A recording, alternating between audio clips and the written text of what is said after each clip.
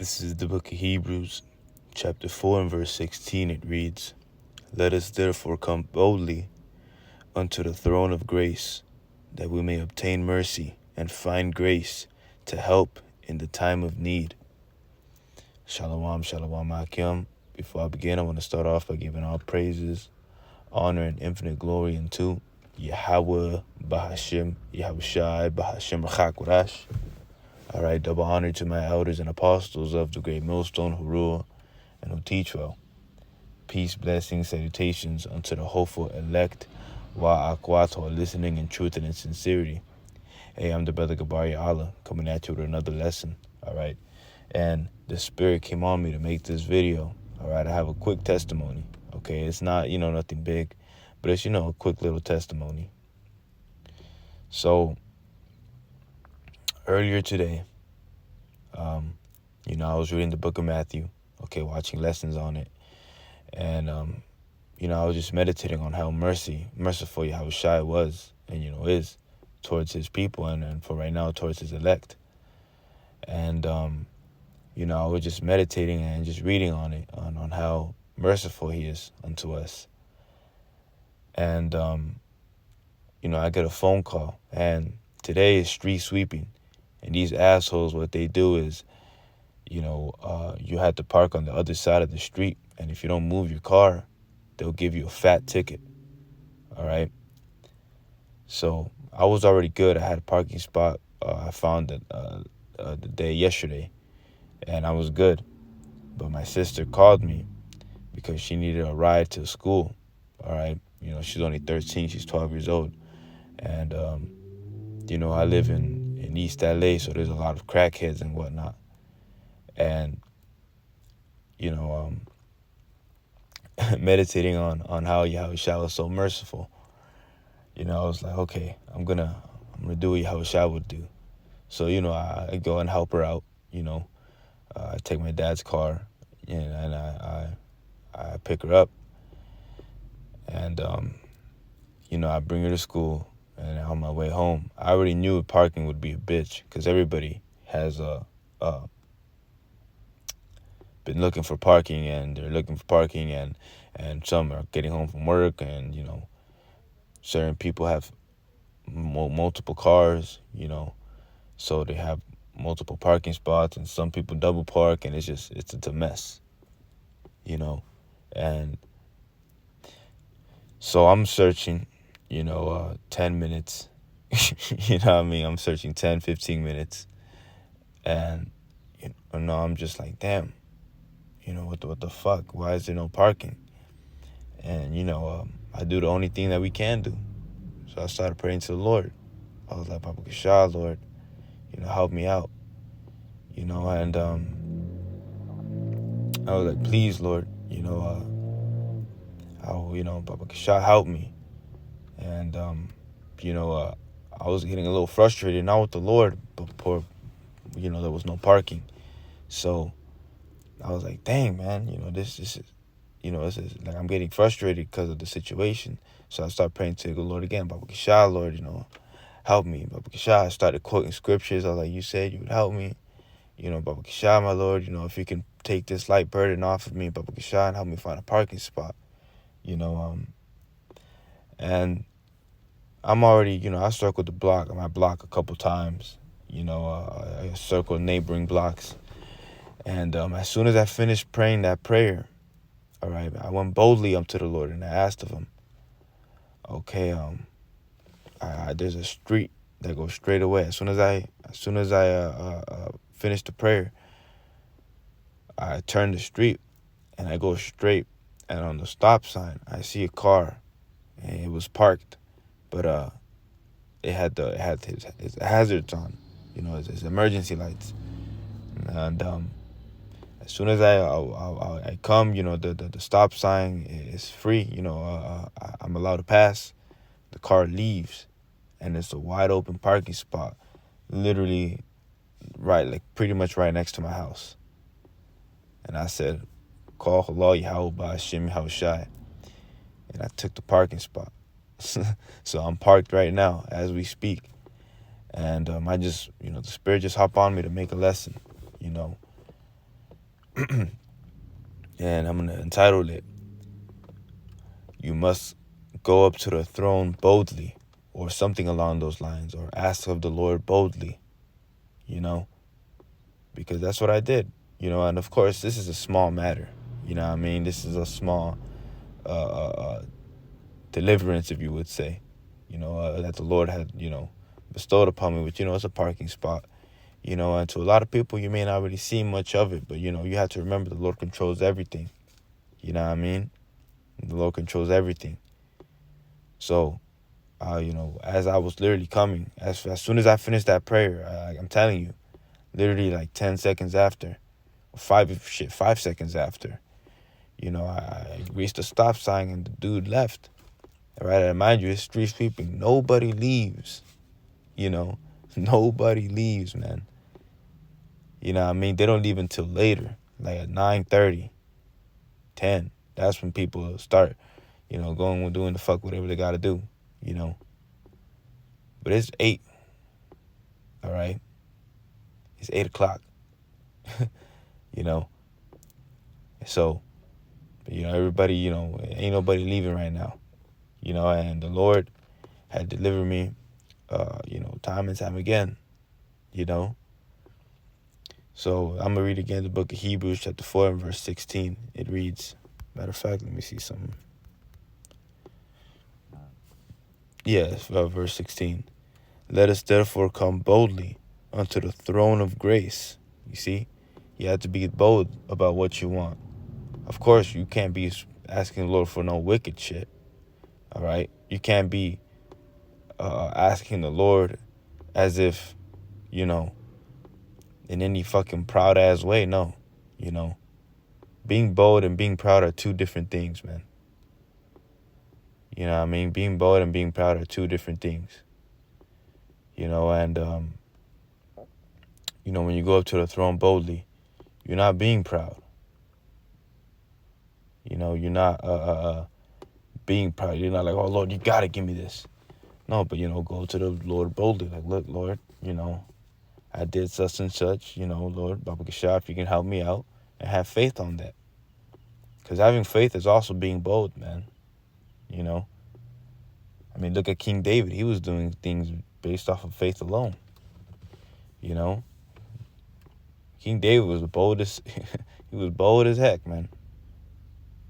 And he was beloved, And what did the Lord tell David, when he committed adultery? He said, I would have gave you thus and such things. It's like it's such and such things. You see? So the Lord wants us to ask. And now, like I said, I know this is a small matter, but these little things are little faith boosters, that they help you boost your faith to know that the Lord is, he with you. He got you, even in the smallest matters. All right, real quick.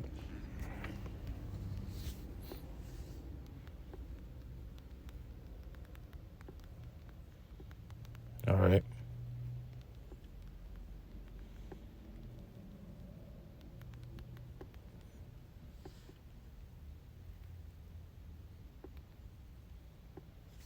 This is the book of Matthew, chapter 6. All right, beginning at verse...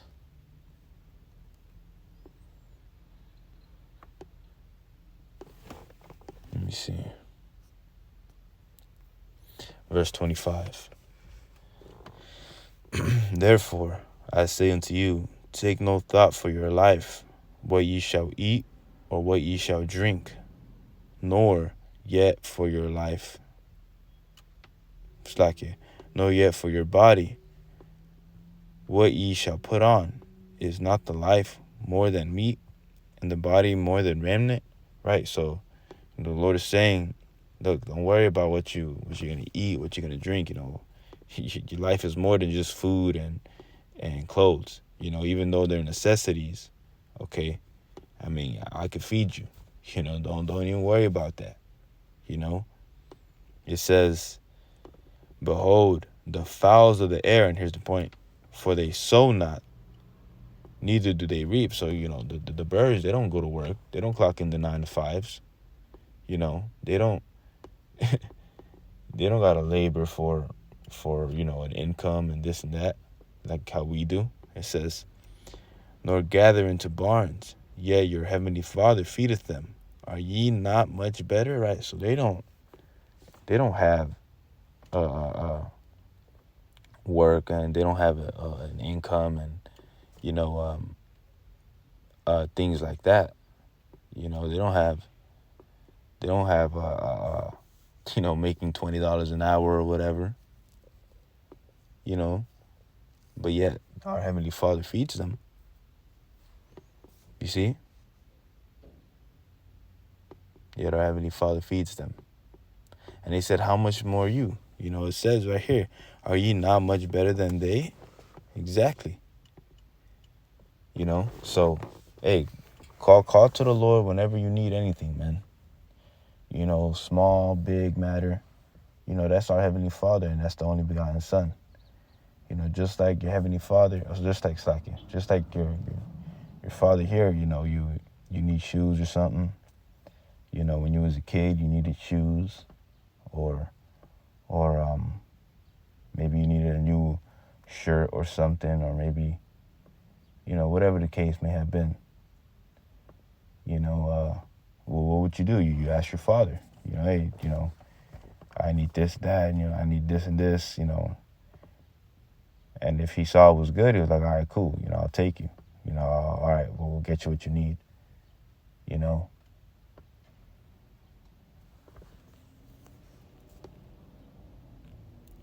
Same thing with how much more the Heavenly Father. We're real quick.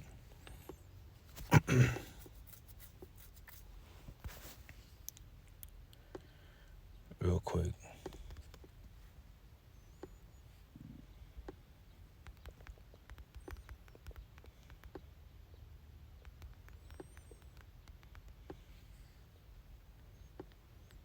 No, that's in Hebrews. I need that in Hebrews.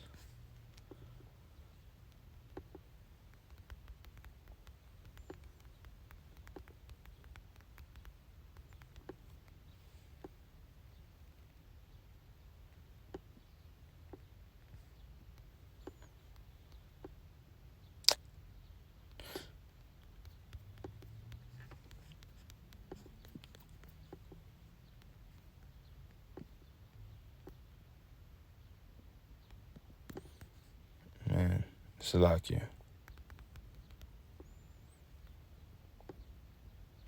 Okay, call like how about Shemel Shai. Hebrews 12. All right, I'll start at I'll just get to the point, verse 9. Furthermore, we have had fathers of our flesh which corrected us, and we gave them reverence. Right, so your fathers here, all right, you gave them reverence because they protected you, and they scolded you, and maybe you grew up, you was like, damn, why was my dad so hard on me? But then now that you're a man, you're like, hey, you know what? Hey, my father is the reason I have certain traits now. Maybe you a hard ass worker. The Lord put the spirit on your father to really shape you into the man that He needs you to be. Maybe you're real good at keeping healthy habits, like healthy food. Maybe your father didn't really let you eat all that junk food a lot. Maybe you don't really like chips or that, or something like that. That can be contributed to how you grew up. 'Cause if you grow up and you just eating a whole bunch of junk food, and you have burgers and McDonald's and all this shit, every day, hey, it's not good for you. All right. And, I know someone like that. And nigga eats McDonald's every fucking day, And like, goddamn, how is your body still working? Sometimes it amazes me. I'm like, shit, how the hell is your body still working? But anyways, it says, where was I at? All right. Shall we not much rather be in subjection unto the Father of spirits and live? Exactly. For they verily for a few days chasten us after their own pleasure, but He for our profit, that we might be partakers of His holiness. Right? The Heavenly Father does everything for our profit. Everything. He does everything for our profit. You see? Everything. You know, it may not seem like it's for your profit or for your benefit. You know, maybe he took something that you really like. But eventually we're gonna need to forsake this world entirely. You know, and if the Lord is taking things from you and he's isolating you, you gotta really, you know, we're coming into those times where we're gonna need to separate ourselves from everything. How much easier is it gonna be when you're already separated? You know, you're already separated. You already don't really have, you know, friendships. You don't have anything to really separate from because the Lord has already isolated you. How easy is it gonna be then? As to say, someone who's still, you know, going to family gatherings and he's so close with his family, and you know, I'll do anything for my mother. You know, I'll do anything for my family. You know, nah. It's, you know, if they're not in the truth, nah. You know.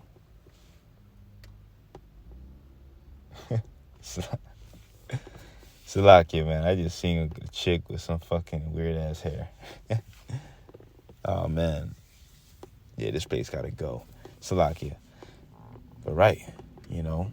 And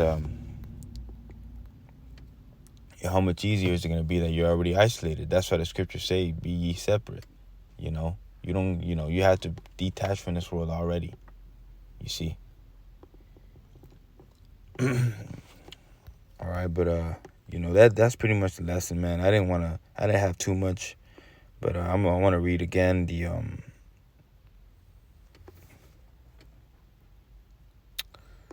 let me see.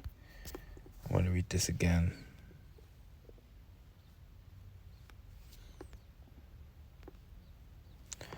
In Hebrews chapter 4 and verse 16 it reads, "Let us therefore come boldly unto the throne of grace, that we may obtain mercy and find grace to help in the time of need." Right? You have to go boldly unto the Heavenly Father. You know, boldly when you ask of him. Matter of fact, I'll close out on this. John 14 and 13. "And whatsoever ye shall ask in my name, that will I do, that the Father may be glorified in the Son." Right? Yahweh Ba'ashem Yahushai. If ye ask, it's like, if you shall ask anything in my name, I will do it. And this, you have to have faith and confidence in that, you know, because if you can't have faith in the small matters, how the hell are you going to have faith when your life is on the line? You know? But that's pretty much it, brothers. Lord willing, it was edifying. Lord willing, it was uplifting. I'm going to give all praises, honor, and glory unto Yahweh, Bahashem, Yahushai, Bahashem, Chakwadash. Double honor yet again to my elders and apostles of the great millstone who rule and teach well. Peace, blessings, salutations to the hopeful elect. Wa'akwat. Shalom.